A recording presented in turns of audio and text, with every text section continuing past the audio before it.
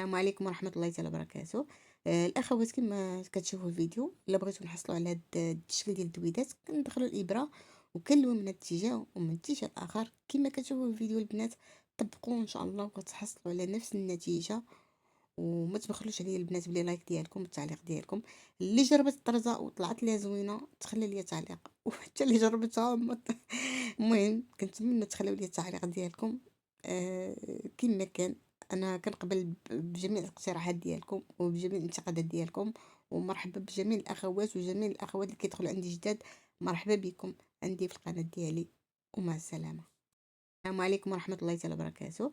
الأخوات كما كتشوفوا الفيديو، إلا بغيتو نحصلوا على هاد الشكل ديال الدويدات كندخلوا الإبرة وكنلوي من هاد الاتجاه ومن الاتجاه الآخر كما كتشوفوا في الفيديو البنات.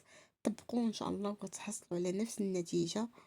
وما تبخلوش عليا البنات بلي لايك ديالكم والتعليق ديالكم. اللي جربت الطرزة وطلعت ليها زوينة تخلي ليا تعليق وحتى اللي جربتها المهم كنتمنى تخليو لي التعليق ديالكم.